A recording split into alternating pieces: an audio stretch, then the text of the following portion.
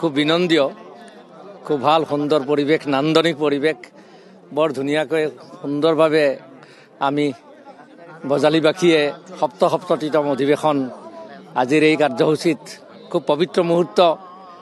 পতাকাৰ চৌহদ আপোনালোকে দেখিছে, এই চৌহদতে আৰম্ভ হ'ব অসম সাহিত্য সভাৰ সপ্তমতম অধিৱেশন।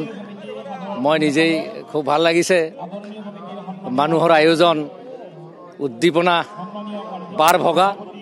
আশা কৰিম সমূহ কাৰ্যসূচীয়ে আজিৰ পৰাই সুন্দৰভাৱে ৰূপায়িত হ'ব আৰু ৰাইজে সাহিত্য সভাৰ লগত একাত্ম হ'ব।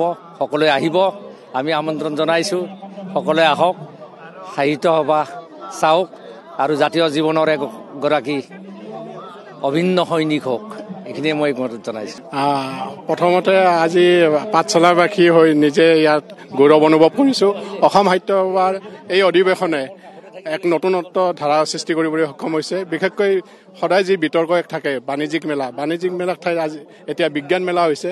আৰু যি সাহিত্য সভাৰ এক আদৰ্শ আছিল পূৰ্বৰ পৰা, সেই আদৰ্শ ৰক্ষা কৰি পাঠশালা সাহিত্য সভাই বা অসম সাহিত্য সভাই যি এক পদক্ষেপ লৈছে, অনাগত দিনত এই বাণিজ্যিক মেলাৰ ঠাইত বিজ্ঞান মেলা সংযোজন কৰি অসম সাহিত্য সভাৰ যি পৰম্পৰা, পূৰ্বৰ পৰম্পৰা, সেইখিনি আগুৱাই লৈ যোৱাত সক্ষম হ'ব।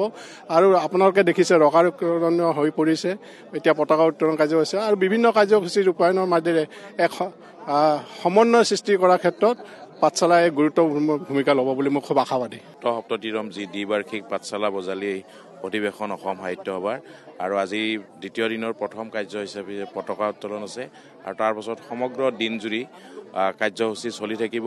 আৰু লগতে এইখিনিতে জনাবলৈ পাই সুখী হৈছোঁ যে অহাকালি 2 ফেব্ৰুৱাৰী ৰাতিপুৱা ঠিক 11 বজাত এক বৰ্ণাঢ্য সাংস্কৃতিক শোভাযাত্ৰাৰ আয়োজন কৰা হৈছে আনন্দৰাম স্কুলৰ সমীপৰ পৰা ভট্টদেৱ ক্ষেত্ৰৰ মূল মণ্ডপলৈ। আৰু আপোনালোকৰ জৰিয়তে আমি সকলোকে আহ্বান জনাইছোঁ এই শোভাযাত্ৰাটিত যাতে সকলোৱে দলে বলে যোগদান কৰি এক অনন্য আৰু একক শোভাযাত্ৰা ৰূপে পৰিগণিত কৰিছে।